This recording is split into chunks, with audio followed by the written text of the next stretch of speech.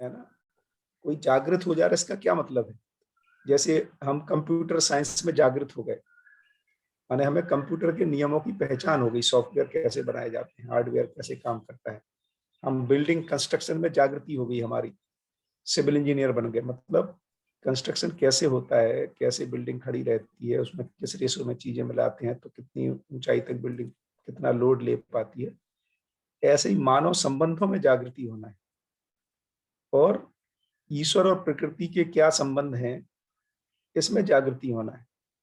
इसका मतलब है जागृति कुल मिला के, जिससे कि जागृति यदि हमें कंस्ट्रक्शन के प्रति होगी तो हम बिल्डिंग ठीक बना लेते हैं, तो इसमें जागृति हो जाती है तो हम संबंधों में जी लेते हैं।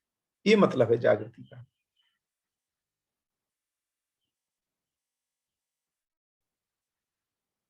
हम जागृत हो गए अपने ही माँ के प्रति, पिता के प्रति, भाई के प्रति, सहयोगी के प्रति, गांव के प्रति, प्राकृतिक वातावरण के प्रति, जमीन के प्रति, पानी के प्रति, ये मतलब है। तो उसमें मैं सहायक होना, अभी भी हम बच्चे समझ जाएं मौसी के बारे में, कैसे उनको अभिवादन करना है, चाचा से कैसे बात करनी है, ताऊ से कैसे बात करनी है, बड़े पापा से कैसे बात करनी है, ये उस संबंध को पहचान पाए। ये हम चाहते हैं, अभी भी हम बोलते रहते हैं बच्चों को, हम जागृति में सहायक होना ही चाहते हैं। भैया ऐसा नहीं लगता क्या, मतलब आप जो बोल रहे हैं बिल्कुल, मतलब एक एक लेवल तक तो सही है वो, बट अभी जो है हर माँ बाप अगर ऐसा देखा जाए तो चाहता है उसका बच्चा एजुकेट हो, है ना, मतलब दैट्स अभी अभी चाहत में एजुकेशन है। और एजुकेशन जो है वो समृद्धि के लेवल पे है, मतलब हाँ, अपन एजुकेशन को अपन ने बहुत ही बढ़िया, एजुकेशन को ही अपन, एजुकेशन ही जागृति है दूसरे शब्दों में कहें। अब केवल अंतर क्या आ गया, अभी एजुकेशन सिर्फ स्किल लेवल तक है, अपन ने एजुकेशन के दो पोर्शन कर दिए। स्किल तो चाहिए ही, मतलब this is a necessary requirement, ये नहीं चाहिए इसको नहीं कह रहे हैं। तो भौतिक वस्तुओं में निपुणता, कुशलता आ जाए, है ना, जिसको स्किल कह रहे हैं, अर्थात वो इनको समझ ले, इनका कैसे उपयोग करना है अपने घर बनाने में, कपड़े बनाने में, और है ना, और प्राकृतिक नियम को भी फॉलो करे। इसमें अपन ने एड ऑन कर दिया स्किल में एक चीज। और संबंधों में जीने की को हम स्किल नहीं कह रहे, उसको अपन विजडम कह रहे हैं, बेसिकली इतना ही कह रहे हैं अपन, है ना। ईश्वर को जानना, इस सबको अपन ने तो स्किल प्लस विजडम, दो शब्दों को यूज किया। स्किल भौतिक वस्तुओं के प्रति है, और विजडम संबंध के प्रति है, भाव के प्रति है। दोनों को मिला के एजुकेशन कह रहे हैं अपन। एजुकेशन के डोमेन को थोड़ा बड़ा किया, चाहत अभी भी एजुकेशन से इतनी ही है आज भी। विजडम की चाहत है क्या? अरे क्या बात करें, आप अपने बच्चे को संस्कारी होना चाहते हो कि नहीं, कि केवल एक एक माइक्रोसॉफ्ट में इंजीनियर बन जाए, बिल, है ना, और अपनी पत्नी के साथ जी नहीं पाए। नहीं नहीं, मैं संस्कार चाहिए कि नहीं? नहीं वो तो विजडम है। माने संस्कार। अ, जो फोकस है। हाँ, अभी की एजुकेशन का फोकस है, लेकिन चाहत देखोगे तो उस एजुकेशन से चाहत अभी भी संस्कार की है।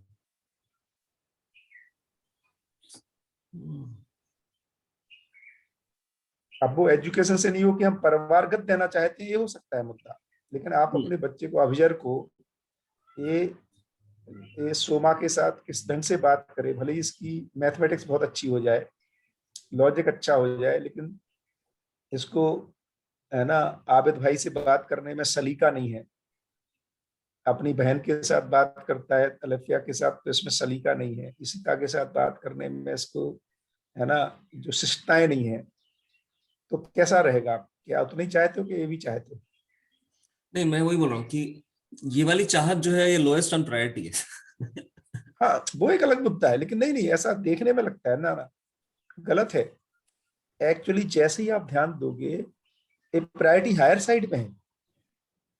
एक्चुअली क्या होता है कि जब वो जो बोलते हैं ना, कि जो चीजें चलती रहती हैं बिना उसके, हमारा ध्यान तब जाता है जब वो नहीं होती। आप किसी दिन उसको आबिद भाई के साथ बदतमीजी से बात करते हुए देखोगे, तब आपका ध्यान आएगा, अरे अरे कैसे, तेरे से ऐसी थोड़ी अपेक्षा है भाई, ये क्या कर रहे थे। तो प्रायोरिटी में वही है, तुम एक बार यही बोलोगे कि भैया तू पढ़ाई वढ़ाई छोड़ दे यार, लेकिन इस तरह का व्यवहार नहीं तेरे से चाहिए, है ना। सोमा मौसी से कैसे बात कर रहा था तुम? यदि आप ध्यान देखोगे तो एक्चुअली एक ज्यादा एक कम है कहना, अभी का दबाव ऐसा है। बट चाहत में यदि आप देखोगे तो दोनों बनी हुई है। ठीक है। एकदम एकदम बनी हुई है भाई। अभी अपनी मम्मी को देखो आप, है ना, आप जब बात करते हो तो कई बार बोलती है यार तू पैसा वैसा ठीक है, लेकिन मतलब चूंकि हमारे में अभी वो खुशबू बनी हुई है तो हमारा ध्यान नहीं जाता, हमारा ध्यान व्यतिरेकों पर जाता है, मतलब जो नहीं होता है कई बार, है ना। तो दंडता से जब वो पेश होगा, जब कभी वो फातिमा बहन को जवाब दे देता है, गुस्सा हो जाता है, कुछ बोल देता है, आप अलेफिया से लड़ लेता है, तब देखो आपको कैसा लगता है। आपको लगता है एक बार इसको मैथमेटिक्स में कमाएगा चलेगा, लेकिन ये व्यवहार नहीं चाहिए तुमसे ऐसा। या तो या तो इसको ऐसा कैसे कह सकते हैं भैया कि वो वाला पार्ट लगता है कि वो तो हो जाएगा। हाँ, स्किल, वो हमने टेकन फॉर ग्रांटेड लिया हाँ, हुआ मतलब है। कि वो तो बोला ठीक है यार कर ही लेगा, मतलब शादी हो जाएगी तो निभा तो लेगा ही। हाँ, लेकिन ऐसा हो नहीं रहा है अभी, इसलिए बोल रहा हूँ कि जब तक हाँ। निभाता था तब तक तो पता लगता था, जब नहीं निभा पा रहा है तब हमें समझ में आ रहा है कि हमने एक बड़ी चीज मिस कर दी पढ़ाई के चक्कर में, ठीक है। है ना। उसी को इंश्योर करने की तो जागृति ही की ही मेजर चाहत है हमारे, मतलब संबंधों में निर्वाह कर लें, है ना। ये तो बहुत बड़ी चाहत है भाई। अभी भी मम्मी पापा ये कहते हुए सुन पाए जाते हैं जिनके बच्चे भले ही वो अमेरिका में सेटल्ड हो गए, है ना, बहुत पैसा कमा रहे, लेकिन जब वो अपने माता पिता का ध्यान नहीं रख पाते तो उनको उनको अपना जीवन निरर्थक लगता है। उनको लगता है हमारे बच्चे में मैं डेवलपमेंट नहीं कर पाया, क्योंकि रूट में डेवलपमेंट तो संबंध निर्वाह को पहचानते ही है वो। हम्म हम्म। तीसरा वाला जो था उस दिन का, वो था पर्पजफुलनेस, मीनिंगफुलनेस, चित्त की जो बात है, हाँ, उसमें जो था परमानेंस, निरंतरता। हाँ, परमानेंस को ढूंढना। परमानेंस को ढूंढना। हाँ, ये परमानेंस जो है, हाँ, हम्म, जिसे कहना चाहिए कि सुख का परमानेंस है कि किस चीज का, मतलब क्योंकि आपने पर्पस भी जोड़ा और सुख हाँ, तो वहां पर आ ही गया मीनिंगफुलनेस, पर्पज, हाँ, ये सारे जुड़े हुए हैं, क्योंकि आपस में अपन केवल विश्लेषण करने के लिए अलग अलग बता रहे हैं कि बॉडी की कि आप, परमानेंस, क्योंकि नहीं, बॉडी की परमानेंस हो नहीं सकती, ये समझ में आ हाँ, जाएगा उसको। अब परमानेंस किसकी हो सकती है ये भी समझ में आएगा, नहीं है ना, अभी, अब मीनिंगफुल। अभी हाँ, अपन चाहत की बात करें ना भैया, तो हाँ, चाहत, चाहत की तो कह रहे हैं। तो चाहत में, चाहत, चाहत में सबसे चाह, पहला पार्ट जो है वो बॉडी की परमानेंस है। हाँ, लेकिन उसको ये समझ में आता है कि ये परमानेंस हो नहीं सकती। ये तो क्योंकि उसको अगर दिखता आप ही है, देखोगे मतलब तो साइंस देखोगे तो साइंस तो बॉडी की परमानेंस चाह ही रहा है। हाँ, चाहत तो ठीक है, चाहत परमानेंस की है ना, लेकिन अभी ये उसको दिखता है कि ये परमानेंस नहीं हो सकती।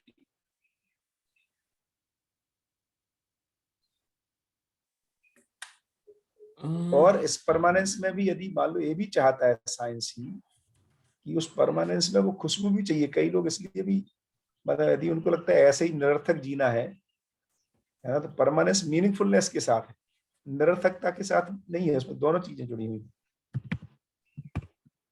जैसे यदि किसी के संबंध ठीक नहीं जी पा रहे हैं, अब वो जिंदगी को बहुत लंबा करना नहीं चाहता अपनी, क्या करेगा जिंदगी को लंबा कर।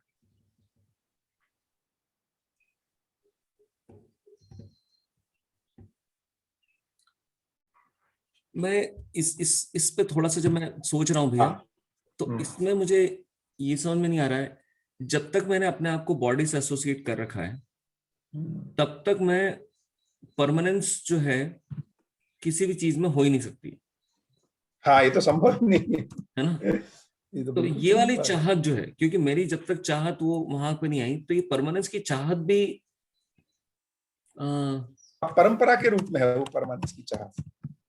जैसे मेरे बच्चे भी अच्छे से जी लें, जो 7 पीढ़ी के लिए अपन इकट्ठा करते हैं ना पैसा या जो भी, इसमें इसमें जो परमानेंस क्या है, चूंकि हमने बॉडी माना है और अपने बच्चे को अपनी बॉडी का एक्सटेंशन माना है ना, तो मुझे लगता है मेरे मेरे बच्चे मेरे को जी रहे हैं, एक तरह से मेरे स्वरूप के जिंदगी के एक्सटेंशन को मैं मानता हूँ, अपनी वंश परंपरा की जिसकी बात करते हैं ना, कि जब बच्चे पैदा नहीं होते तो बहुत परेशानी होती है उनको, अरे यार मेरा वंश कैसे चलेगा, माने क्यों, क्योंकि मैं अपने एक्सटेंशन को देख रहा हूँ बच्चों में, भ्रम बस, माने फिर भी वहां वो चाहत है।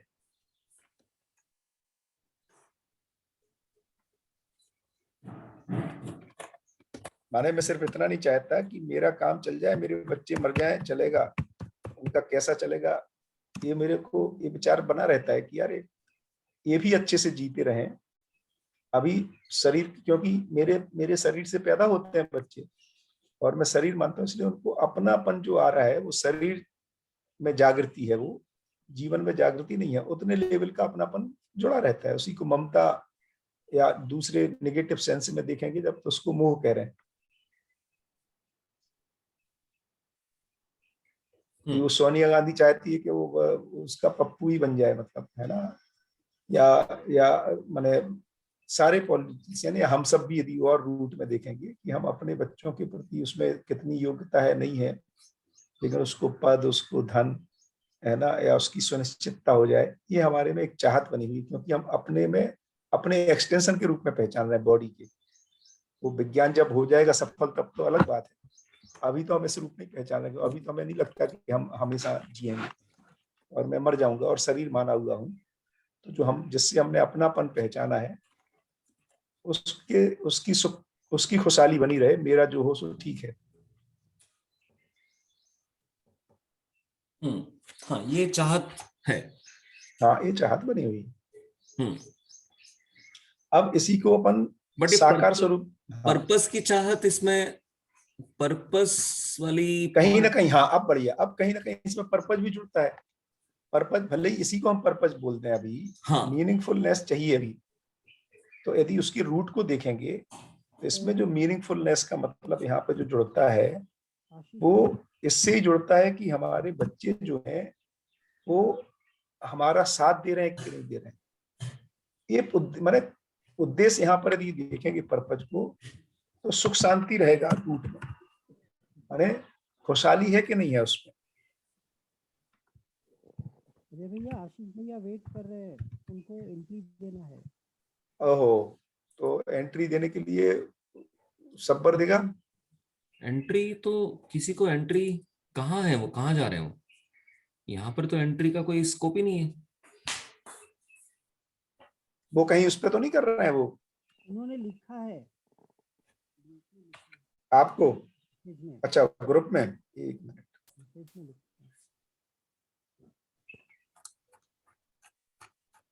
इज इट ये just me who is waiting, रुको रुको, तो मुझे लगता है शायद वो उससे चला, मैं उनको भेजता हूँ।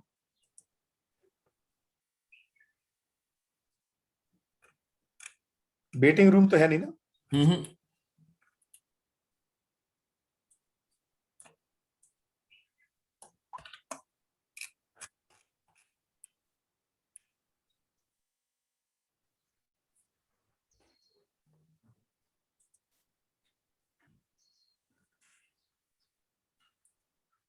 मैं फोन लगाऊं क्या?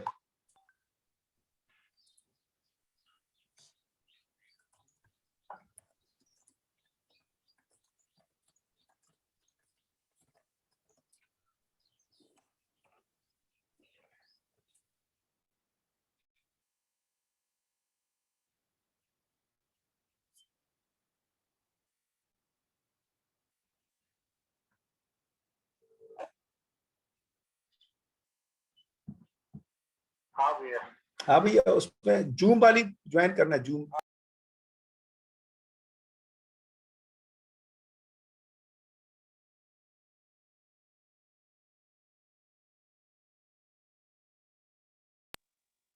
He was waiting for the link. तो ये है भाई, है ना। तो मीनिंगफुलनेस, पर्पज, पर्पज यहाँ पर माने सुख शांति संतोष आनंद की ही निरंतरता चाहिए, तो हम ऐसे ही बिना पर्पज के नहीं चलना चाहते। सब्बर, हाँ भैया। है ना। तो पर्पज माने, और ध्यान से पकड़ेंगे पर्पज, तो अखंड समाज सार्वभौम व्यवस्था समाया हुआ है पर्पज में।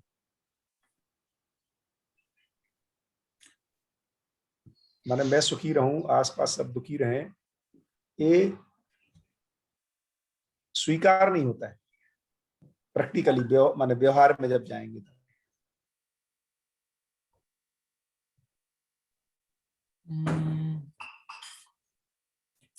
जो जब आप भ्रम की स्थिति में हो तब तो ये स्वीकार होगा, मतलब नहीं हो रूट में नहीं पाता, होगा। यही तो, यही नहीं हाँ, होता, रूट में नहीं बस हो यही पाएगा, थोड़े टाइम हाँ, में। हाँ, थोड़ा मतलब यही तो एट मुद्दा है, सम नहीं तो पॉइंट भ्रम इन से, time you get, you will not accept, नहीं, बट नहीं तो भ्रम से जागृति की ओर जर्नी नहीं होगी ना। हम्म।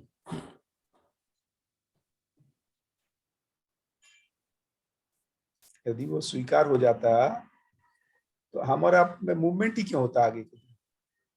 इसको अगर इस तरह से भी देख सकते हैं कि मतलब इसको इस तरह से पुट कर सकते हैं कि वो कॉन्फ्लिक्ट फ्री और हार्मनी जो है, हाँ, क्योंकि वो हार्मनी ना होना पहचानता है, तो बस बस बस इसी क्रम में वहीं सारा से हो रहा है। वहीं से सारा काम हो रहा है।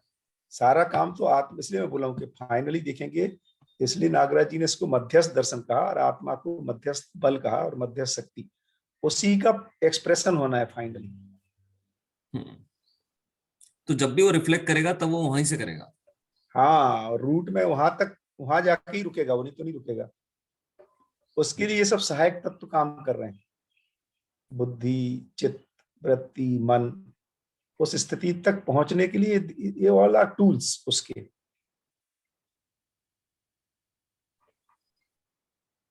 Other human beings are also tools. Other human beings are सहयोगी, साथ साथ, क्योंकि वो तो ये जो, क्यों वो अपने को प्रमाणित करने के लिए भी हैं और एक दूसरे को प्रमाणित कर, जैसे पिता भाई बच्चे के लिए सहयोगी है उसके उसमें सार्थक होने के लिए, और उसकी जो कुलीग्स हैं वो सब मिलजुल के उस व्यवस्था को बना रहे हैं जिसमें ऐसा हो सके। तो उस पर वो साथ संबंध को ही पहचानना पड़ेगा। मित्र है, गुरु है, भाई है ना, पत्नी है, बच्चे हैं, माता पिता हैं, साथी सहयोगी हैं, इस क्रम में ही चलेगा फिर। तो ये फिर टूल्स माने सहयोगी हैं एक दूसरे के। ठीक है भैया। बढ़िया, ठीक है। तो आशीष भाई, हाँ आज भैया। आशीष भाई का प्रेजेंटेशन है। तो मैं I was waiting for the link, मुझे पता ही नहीं था वही ज्वाइन करना करके, हाँ हाँ हाँ, बिल्कुल ठीक है, तो लेट हो गया। कोई बात।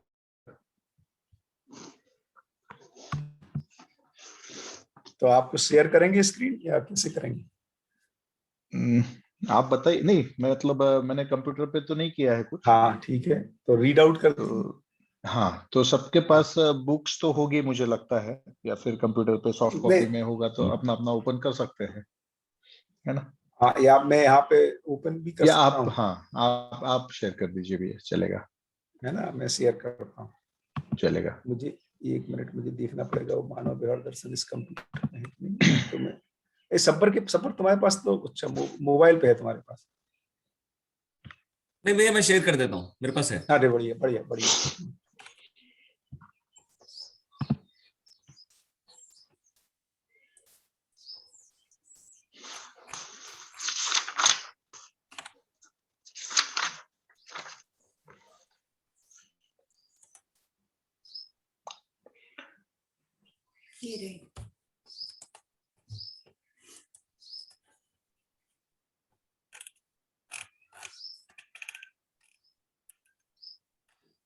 कहाँ से चालू करना है? ये अध्याय 1 से ही करेंगे, सह अस्तित्व से। अच्छा अच्छा। पेज नंबर 1 से। अच्छा, मूल बिंदु वगैरह हम अभी नहीं कर रहे हैं, मतलब वो हमने मान के चल रहे हैं कि वी ऑलरेडी।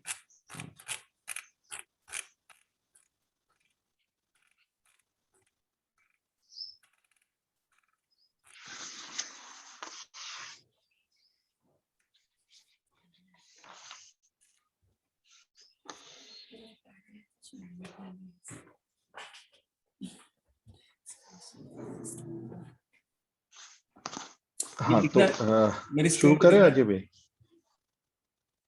हाँ, दिख रहा है, आपका स्क्रीन दिख रहा है। बिल्कुल दिख रहा है, हाँ भैया शुरू कर सकते। हाँ, सभी को नमस्ते। तो मैं अपना एक छोटा सा संक्षिप्त में परिचय दे देता हूँ और फिर इसको शुरू करते हैं।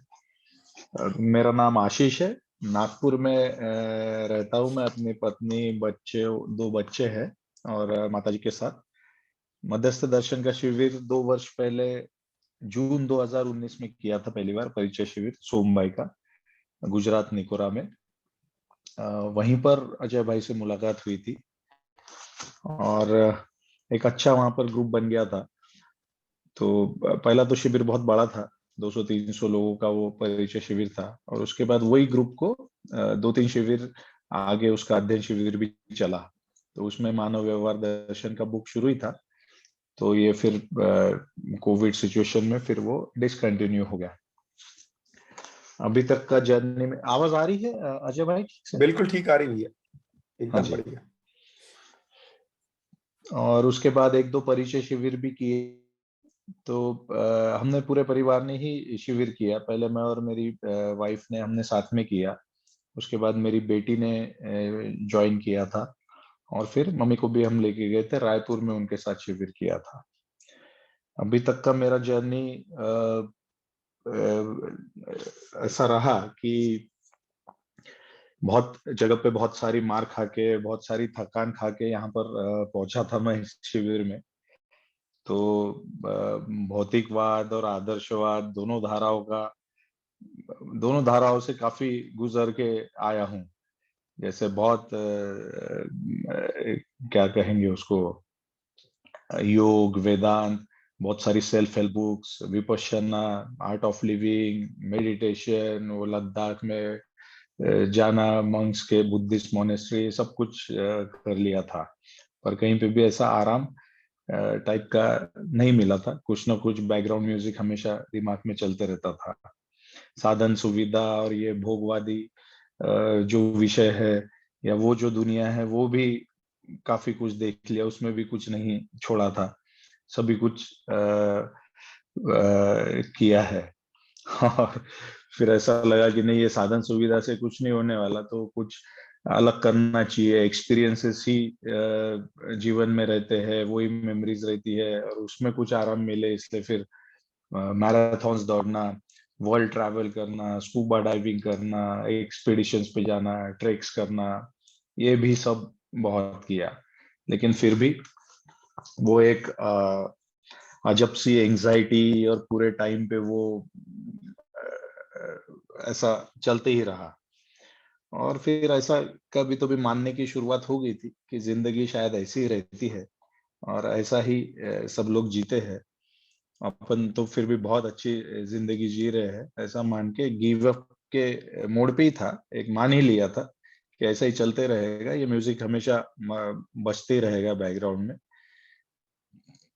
और वही टाइम पे ये मध्यस्थ दर्शन के बारे में पता चला।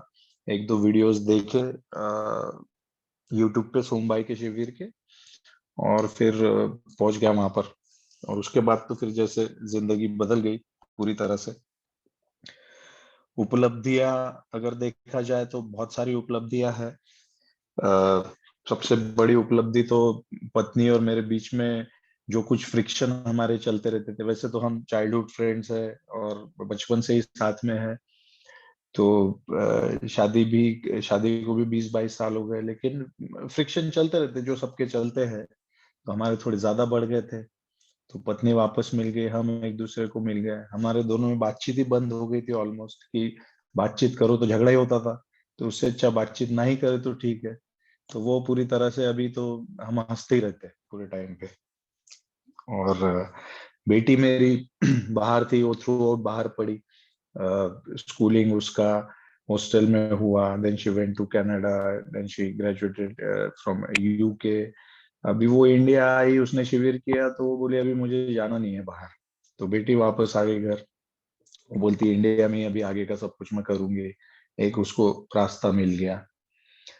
बेटे से बेटा भी मेरा 17-18 साल का है, बेटी 22 साल की है। तो बेटे से भी ये उम्र में एक नॉर्मली एक फ्रिक्शन चलते रहता है, एक वो बाप का और बेटे का जो संबंध रहता है, वो एक फ्रिक्शन ये उम्र में रहता है। तो वैसा बिल्कुल नहीं है अभी। एक ये दर्शन की रोशनी में जो जो हम पढ़ते हैं, जो जो समझ में आते जाता है, तो उसमें अभी हमारा एक रिलेशन बहुत अच्छा हो गया है। बिल्कुल भी फ्रिक्शन नहीं है। स्टाफ में, ऑफिस में सब लोग बोलने लग गए, अरे सर बहुत बदल गया सर बहुत बदल गए। तो ऐसा बहुत सारी उपलब्धियां भी मतलब एक अनुभव आ रहा है, जैसा हम कहीं जा रहे हैं और हमको लगता है कि आगे हिल स्टेशन हम जा रहे हैं और वहां पे ठंडक रहेगी, बहुत मजा आएगा, तो वो ठंडक का अनुभव ऑलरेडी वो फील होना शुरू हो गया है कि अभी जर्नी में इतना अच्छा लग रहा है, तो आगे आगे जब बढ़ेंगे तो एक वो जो भास आभास जिसको कहेंगे वो शुरुआत उसकी हो गई है और बड़ा अच्छा लगता है। किसी ने कुछ बोल दिया तो जल्दी अभी हर्ट नहीं होता, हुआ भी तो जल्दी रिजॉल्व हो जाता। ऐसी छोटी छोटी बहुत सारी बातें आप लोग भी अनुभव कर ही रहे होंगे इस जर्नी में, और एक ऐसा रोमांचित महसूस होता है, पूरे टाइम पे गूज बम्स रहते हैं, ऐसा गाना गाने की इच्छा होती है, आजकल पाँव जमीन पर पड़ते नहीं मेरे, और बहुत कुछ। तो ये एक छोटा सा मेरा जर्नी और उपलब्धि के बारे में मुझे बताना था, क्योंकि इस ग्रुप में अभी ज्वाइन किया है, तो I thought I should share few things about this journey. नहीं नहीं, बहुत ही बढ़िया आशीष भाई। हाँ, तो भैया इसमें मैं ऐसा सोच रहा था कि इसको लाइन बाय लाइन न करते हुए एक ऐसा बर्ड्स आई व्यू जैसा जो मेरे समझ में आया है वो मैं रखता हूँ। बिल्कुल ठीक है, ऐसे चलेगा भैया? हाँ, चलेगा, एकदम चलेगा। तो इसमें ये पुस्तक सभी ने पढ़ी है क्या मुझे पता नहीं, पर इसमें जैसा हर ही पुस्तक में दो तीन चीजें है कि जैसा एक बुलेट्स है हर एक इसमें, जिसको अनुभूतियां कहा है, तो वो बुलेट्स है ना, जो स्टेटमेंट्स है, और बाबा जी ने जैसा उनको दिखा है, जैसा अनुभव हुआ है, उसके वो स्टेटमेंट्स है। उसके बाद परिभाषाएं करके ऐसे 4 डॉट्स है, जो वो परिभाषाएं जिसको कहा है, वो परिभाषाएं हैं, वही बुलेट्स की या वो अनुभूतियों की या फिर और भी जो चीजें हैं उसकी व्याख्या या डेफिनेशंस उसको कहेंगे। फिर एक स्टार जैसा है, उसको संबंध और स्पष्टीकरण बोला है अनुभूति और परिभाषाओं का, और एक विश्लेषण है अनुभूतियों का। ऐसा ये पुस्तक की पूरी रचना है। और वो जो विश्लेषण जिसको कहेंगे, वो मुझे लगता है कि वो पूरा मल्टी डायमेंशनल विश्लेषण उसमें रखा गया है। तो इसको ये पढ़ने का तरीका मैंने जो 1 साल में या 1.5 साल में जो मैंने 2-3 तरीकों से इसको ट्राई किया था, तो उसमें एक तो ये लाइन बाय लाइन पढ़ा जा सकता है, पूरा line by line, word by word, क्योंकि बहुत सारे वर्ड नए हैं, बहुत सारे वर्ड्स का हम जो रोजमर्रा के जिंदगी में उपयोग करते वैसा उसका अर्थ नहीं है। उसका अर्थ जो परिभाषा संहिता में लिखा है उसमें आप देख के समझ सकते हैं। तो वो एक तरीका है, line by line, word by word पढ़ के उसको समझा जाए, या फिर अनुभूति टू अनुभूति उसको समझा जाए। जो स्टेटमेंट दिया है बुलेट पॉइंट में, तो आगे पीछे के स्टेटमेंट्स को रिलेट करके एक दूसरे का संदर्भ देके उसको समझा जाए, ये एक तरीका हो सकता है। और एक तरीका है कि उसको पूरा ऐसा समग्रता में पढ़ा जाए कि सहअस्तित्व चैप्टर है वो पूरा एक फ्लो में पढ़ लिया जाए, और फिर उसका रिलेशन अनुभूतियों का, परिभाषाओं का और विश्लेषण का ऐसा बर्ड्स आई व्यू की तरह समग्रता में उसको पूरा देखा जाए। तो मुझे जो तरीका ज्यादा समझ में आया, क्योंकि वो लाइन बाय लाइन और वर्ड बाय वर्ड पढ़ने में ना थोड़ा हम लोग अटक जाते हैं, मतलब मेरा ऐसा अनुभव रहा।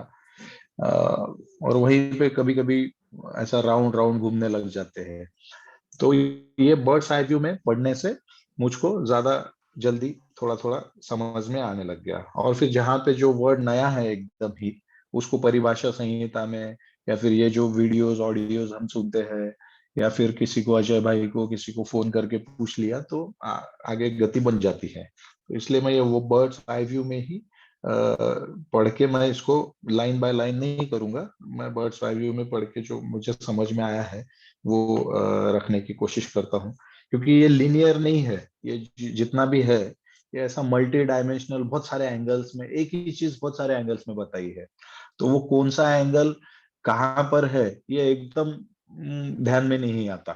तो इसलिए उसको पढ़ते जाओ पूरा फ्लो में, तो समझ में आ रहा है ऐसा मुझे लगा, और उससे थोड़ा आराम भी लगता है, थोड़ा रिलैक्स लगता है बर्ड्स आई व्यू में पढ़ने में।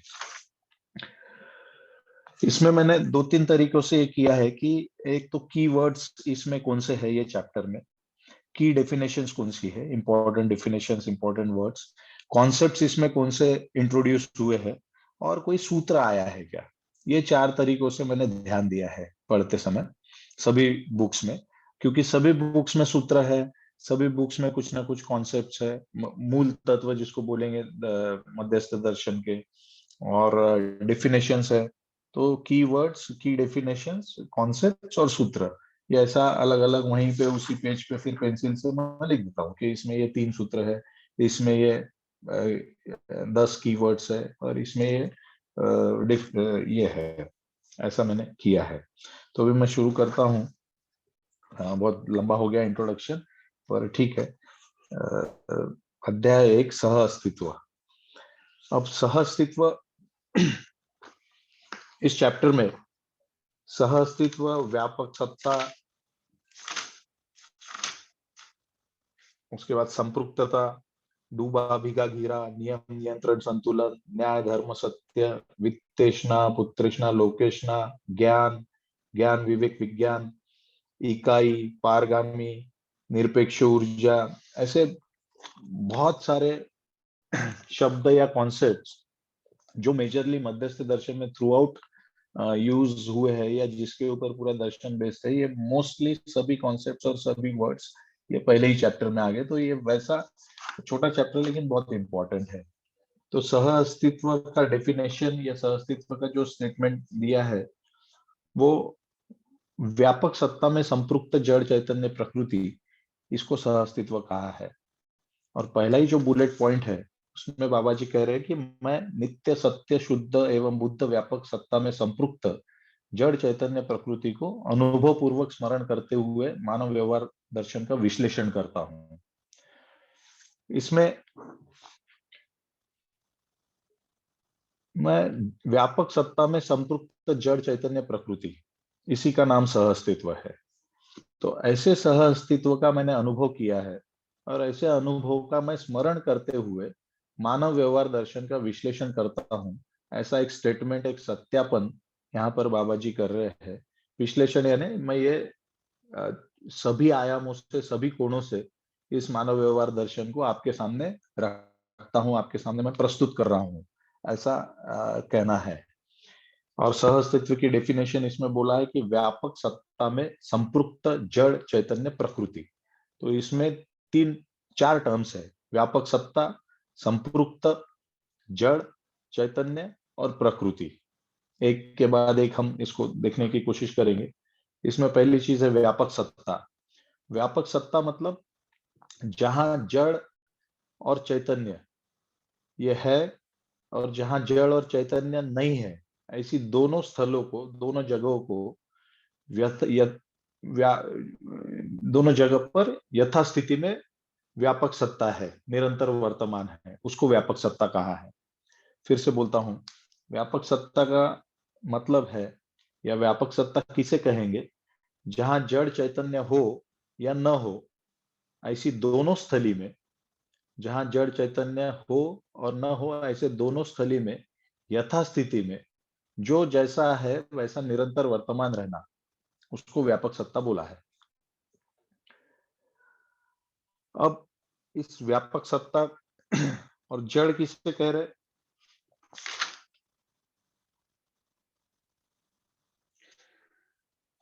जो जो चीज अपनी लंबाई चौड़ाई ऊंचाई में क्रियाशील है उसे जड़ कह रहे हैं। इकाइयां जो अपनी लंबाई चौड़ाई ऊंचाई की सीमा में क्रियाशील है उसे जड़ कह रहे हैं। चैतन्य उसे कह रहे हैं जो अपने लंबाई चौड़ाई और ऊंचाई से अधिक सीमा के स्थल में कार्यशील है, उसे चैतन्य कह रहे हैं। इसे कैसे समझेंगे, जड़ को तो समझ सकते हैं कि अपनी लंबाई चौड़ाई ऊंचाई में उतनी ही सीमा में उसकी क्रिया है उस इकाई की, तो उससे जड़ कहा है। चैतन्य जो अपनी लंबाई चौड़ाई ऊंचाई से ज्यादा की स्थली में कार्यशील है, पुंजाकार रूप में कार्यशील है, उसे चैतन्य कह रहे हैं। जैसे एक परमाणु का समझ लीजिए, एक कोई उसका एरिया है, एक उसका आकार है, पर वो अपने आकार से बाहर जाकर भी कार्य कर सकता है। एक जो पुंजाकार रूप में जैसा शरीर है, तो शरीर में पूरा चैतन्य परमाणु कहीं पर भी, चैतन्यता पूरे शरीर में ही है। इसलिए उससे कि उसका जो सीमा है उससे बाहर जाकर भी वो कार्य करता है, उसको चैतन्य कह रहे हैं। व्यापक सत्ता की कैरेक्टरिस्टिक्स बताई है कि वो नित्य है। नित्य इसलिए कहा है कि वो सभी कालों में, सभी काल मतलब भूत भविष्य वर्तमान में अवस्थित है, वहीं पर है। कोई भी काल में वो व्यापक नहीं था, ऐसा नहीं हुआ, तो सभी तीनों कालों में अवस्थित है, इसलिए उसे नित्य कहा है। सत्य कहा है क्योंकि वो कभी बदलता नहीं, एक जैसा एक जैसा ही उसका भास आभास है, और उसका अनुभव भी किया जा सकता है। अनुभव सत्य का किया जा सकता है, और सत्य का ही भास हो सकता है, और वो कभी बदलता नहीं है, इसलिए व्यापक सत्ता का एक नाम सत्य भी है। शुद्ध कहा है क्योंकि उसमें कुछ मिलाया नहीं जा सकता, इसलिए वो सुखप्रद भी है और शुद्ध है। बुद्ध कहा है क्योंकि उसे समझा जा सकता है, इसलिए बुद्ध कहा है। फिर आदर्शवादी आदर्शवाद से जो वर्ड यूज होते हैं, जैसे परमात्मा है, ईश्वर है, लोकेश है, चेतना है, इसको भी व्यापक सत्ता को ये सब भी नाम दिए हैं। परमात्मा इसलिए कि वो आत्मा से भी सूक्ष्म है, सूक्ष्मतम है, इसलिए परमात्मा। ईश्वर इसलिए कि प्रकृति का चारों अवस्थाओं का ऐश्वर्य उसमें अवस्थित है, इसलिए ईश्वर। लोकेश इसलिए कि परिणामवादी लक्ष्य से मुक्त है, इसलिए लोकेश कहा है। और चैतन्य से चेतना, शून्य भी उसकी संज्ञा है। शून्य एक इंपॉर्टेंट संज्ञा है। शून्य इसलिए भी उसको कह सकते हैं, इसको समझने के लिए ऐसा समझ सकते हैं कि इकाई के आजू बाजू ऊपर नीचे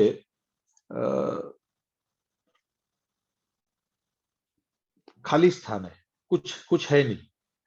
तो जैसा कुछ मतलब इकाई और नहीं मतलब व्यापक, ऐसा अगर इसको समझे तो कुछ नहीं है को शून्य कह सकते हैं, इसलिए उसकी शून्य भी संज्ञा है। या फिर वो क्रिया विहीन है, उसमें कोई क्रिया नहीं होती, इसलिए भी उसको शून्य कहा जा सकता है। निरपेक्ष ऊर्जा भी उसका नाम है। निरपेक्ष ऊर्जा इसलिए, निरपेक्ष ऊर्जा, निरपेक्ष मतलब जिससे कोई अपेक्षा नहीं है या जिसके उत्पत्ति का कारण सिद्ध नहीं है, इसलिए उसको निरपेक्ष कहा है। ऊर्जा तो है, या ऊर्जा संपन्नता तो है, सॉरी ऊर्जा संपन्नता नहीं, ऊर्जामय है, ऊर्जा स्वरूप है, पर उसके उत्पत्ति का कोई कारण सिद्ध नहीं है, इसलिए उसे निरपेक्ष ऊर्जा भी कह रहे हैं। उसके बाद वो पारगामी है। तो पारगामी मतलब जड़ और चैतन्य के आर पार वो जा सकता है, इसलिए उसे पारगामी कहा है। पारदर्शी यानी ट्रांसपेरेंट, तो इसके आर पार देखा जा सकता है, मतलब पूरे अस्तित्व में अगर देखा जाए तो व्यापक ही ऐसी एक वस्तु है, या व्यापक ही ऐसी एक चीज है जो 100% पारदर्शक है। बाकी जिसको हम ये कांच कहेंगे, या जो भी हीरा पत्थर मणि जो भी रहते होंगे पारदर्शी, वो 100% पारदर्शी तो रहते नहीं है, उसमें कोई ना कोई सर्टन एंगल पे वो एक डिफ्लेक्शन रेस का तो होता ही है। व्यापक एक ही चीज है जो 100% ट्रांसपेरेंट है, इसलिए उससे पारदर्शी भी कहा है। फिर उसके और एक संज्ञा पूर्ण भी है। पूर्ण इसलिए कि ये कहाँ से शुरू होता है और कहाँ खत्म होता है, इसकी कोई सीमा नहीं है, इसलिए उसका एक नाम पूर्ण है। सभी देश और काल में, देश मतलब सभी जगह पर, सभी स्थानों में एक जैसा वर्तमान है, सभी काल में है, इसलिए उसको पूर्ण कहा है। वर्तमान मतलब होने की निरंतरता, मतलब वो है और निरंतर है, उसका नाम वर्तमान है, इसलिए उसको पूर्ण कहा है। इस पर कोई भी परिणाम भी सिद्ध नहीं है, इसलिए भी इसे पूर्ण संज्ञा है। तो ये व्यापक सत्ता के नाम, उसकी डेफिनेशंस, उसकी कैरेक्टरिस्टिक्स, उसको आदर्शवादी परंपरा में यूज किए हुए वर्ड्स और उस सब का अर्थ ऐसा समझा जा सकता है। उसके बाद संपृक्तता, ये एक बहुत की कॉन्सेप्ट है जो हमने पहली बार इससे परिचय हुआ। तो संपृक्तता किसे कह रहे हैं कि इस व्यापक सत्ता में डूबा भीगा घिरा हुआ जड़ चैतन्य प्रकृति, इसको संपृक्तता कह रहे हैं।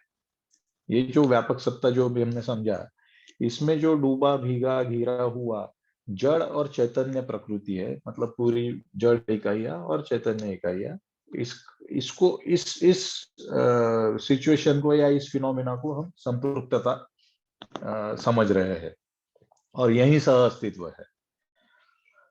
अब इस संपृक्तता में डूबा मतलब डूबा हुआ को समझ सकते हैं कि वो डूबा हुआ रहने की वजह से ये जड़ चैतन्य ऊर्जा संपन्न है, ऐसा भी उसका एक आयाम या एक और कोण है। एक तो हो गया कि ये संपूर्ण प्रकृति व्यापक सत्ता में डूबा भीगा घिरा है। अभी डूबा को रिलेट करने के लिए एक और आयाम है, एक और कोण है कि डूबा रहने की वजह से ऊर्जा संपन्नता है संपूर्ण जड़ चैतन्य प्रकृति में, और भीगा रहने की वजह से संपूर्ण जड़ चैतन्य प्रकृति क्रियाशील है, उसमें क्रिया है क्योंकि वो भीगा हुआ है व्यापक सत्ता में, और घिरा है इसलिए इकाइयों में परस्परता में पूरकता है। तो डूबा रहने की वजह से ऊर्जा संपन्नता एक नियम में है, निश्चित आचरण में है। भीगा रहने की वजह से क्रियाशील है या नियंत्रित भी है, उसको बोल सकते हैं, क्योंकि वो स्वयं में व्यवस्थित है, स्वयं में एक व्यवस्था है, तो एक नियंत्रण में है। और घिरा रहना परस्परता में पूरकता है, एक दूसरे से निश्चित दूरी है, तो उसको संतुलन भी बोल सकते हैं। तो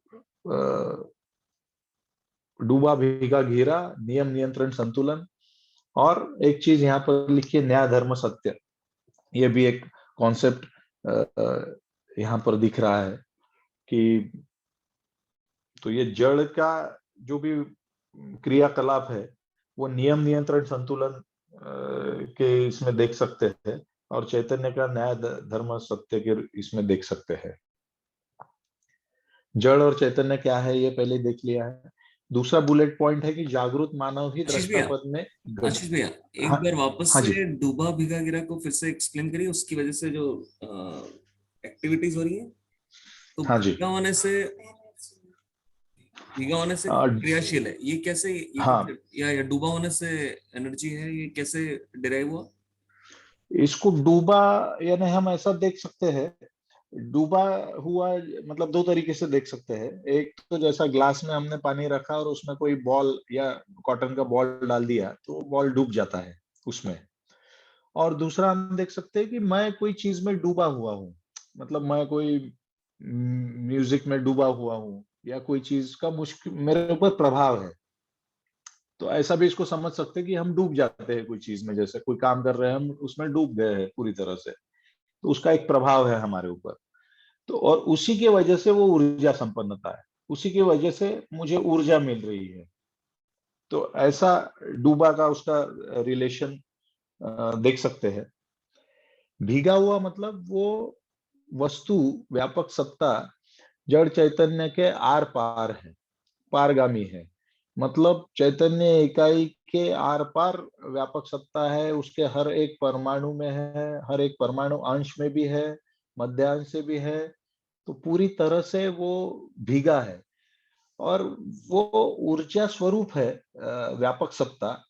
ऐसी ऊर्जा स्वरूप व्यापक सत्ता परमाणु के हर कण कण में, इकाई के हर कण कण में अवस्थित है, और वो ऊर्जा स्वरूप रहने की वजह से ही वो परमाणु या वो इकाई क्रियाशील है, क्योंकि उसके होने उसके अंदर होने मात्र से ही उसे ऊर्जा मिल रही है, और वो ऊर्जा से ही वो क्रियाशील है। ऐसा इसको डूबा और भीगा को हम समझ रहे हैं। और घेरा मतलब उसके आजू बाजू में भी पूरे तरफ चारों चारों छह ओर से व्यापक सत्ता है, घिरा हुआ है वो इकाई व्यापक सत्ता से छह ओर से। और दूसरी फिर जहां पर भी इकाई है वो भी वो व्यापक सत्ता से छह ओर से घिरी है। ये दोनों इकाई के बीच में भी व्यापक सत्ता है, कुछ नहीं है मतलब व्यापक सत्ता है, खाली स्थान है। तो इसकी वजह से ये परस्परता भी दो इकाइयों के बीच में है और वो संतुलित भी है। ऐसा ये इस डूबा भीगा घेरा को समझने की कोशिश की है। अजय भाई बहुत बढ़िया। ये ठीक है? हाँ, थोड़ा सा वेरिएशन आएगा इसमें अपन जब डिटेल करेंगे डूबा भीगा घेरा का, बट हाँ अभी के जी, लिए ठीक है। ठीक है शबर भाई, आगे चले। बिल्कुल। बिल्कुल बिल्कुल, आगे चलिए, ठीक है। तो ये पहली अनुभूति को जो हमने देखा कि व्यापक सत्ता में संपृक्त जड़ चैतन्य प्रकृति, इसको इसको देखने वाला या समझने वाला कौन है? तो इसको देखने या समझने वाला जागृत मानव ही है। इसको और कोई तो समझ नहीं सकता है। इसको जागृत मानव ही इसको समझ सकता है, इसका अनुभव कर सकता है। इसलिए उसको दृष्टा कहा है, वही देखने वाला है, जागृत मानव ही देखने वाला है। अभी दृष्टा क्या देखने वाला है? तो दृश्य देखने वाला। दृश्य क्या है? ये अस्तित्व ही दृश्य है, इसको ही देखना है, इसको ही समझना है।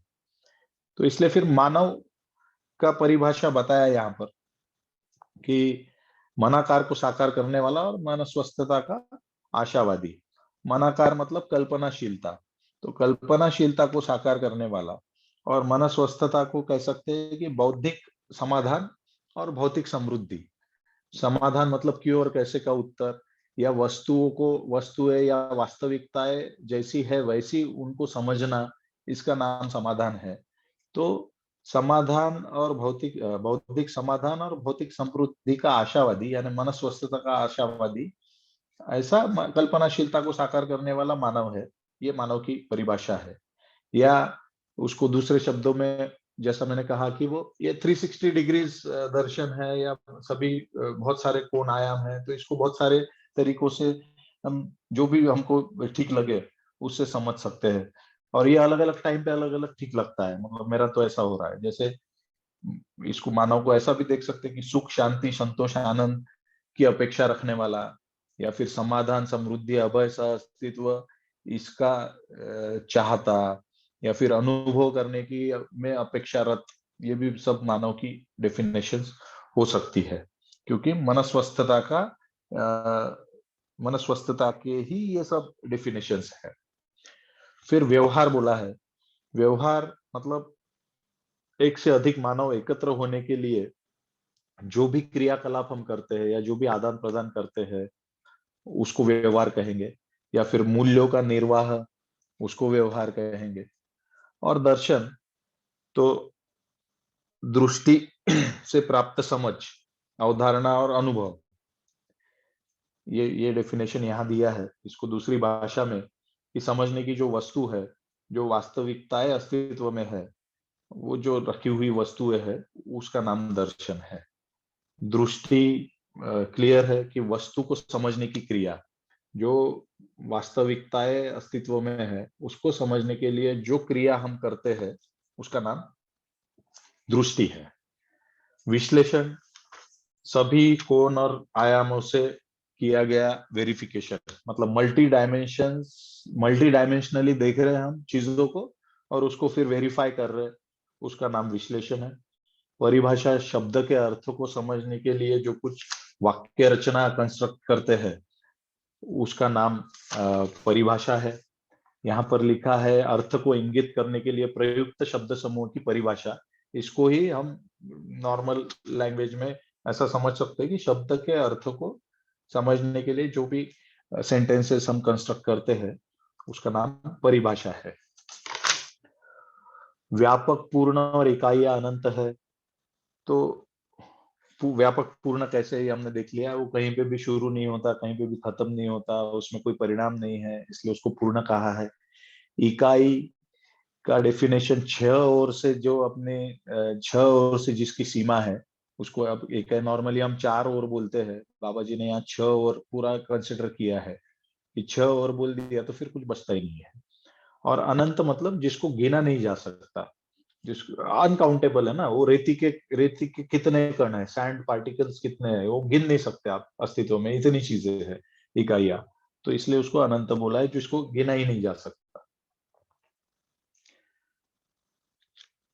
और एक ये इसके बाद यहाँ पर एक सूत्र है जो बहुत ही खूबसूरत और पूरे मध्यस्थ दर्शन का क्या कहेंगे उसको, कि एक सार के रूप में बहुत ही सुंदर ये सूत्र है कि व्यापक सत्ता जागृत मानव में से के लिए कार्य व्यवहार यानी व्यवसाय काल में नियम के रूप में, विचार काल में समाधान के रूप में, आशीष तो ये अनुभव 6 और काल कौन में। से 6 और एक 4 6 और मतलब 6 कितने कौन से गिने इन्होंने?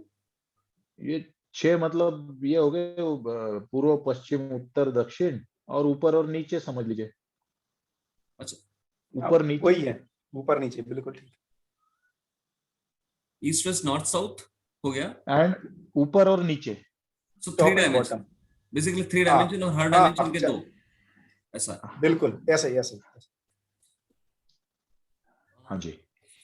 तो अपन 4 का अपन 6 ही मानते हैं ना, मतलब साइंस हाँ, में भी चीजों को। साइंस में भी 6 ही बोल रहे हैं, ठीक है। अच्छा, हाँ वही मैं सोचा, हाँ ठीक।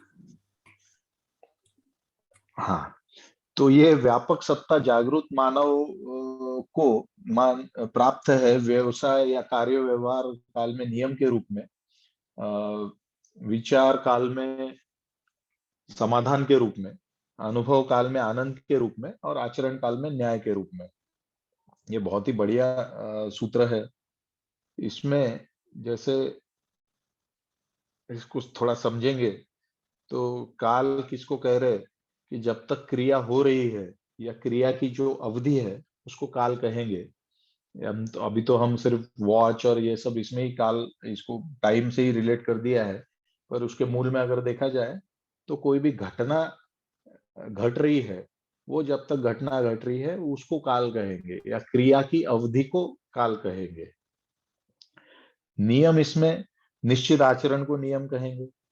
तो जागृत मानव में व्यापक सत्ता प्राप्त है व्यवसाय काल में नियम के रूप में, मतलब कार्य व्यवहार जब कर रहा है जागृत मानव, तो एक निश्चित आचरण के साथ कार्य व्यवहार कर रहा है, तो इसलिए कह रहे हैं कि वो व्यापक सत्ता ही व्यक्त हो रही है या व्यापक सत्ता प्राप्त है उसे, इसलिए वो निश्चित आचरण में कार्य व्यवहार अपना कर रहा है।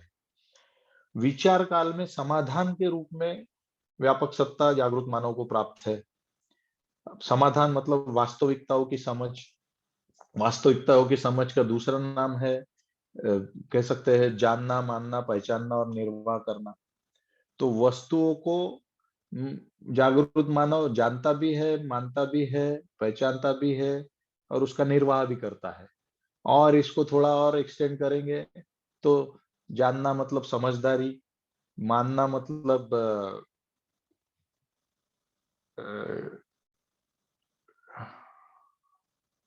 ईमानदारी करें। ईमानदारी पहचानना मतलब जिम्मेदारी और निर्वाह करना मतलब भागीदारी। तो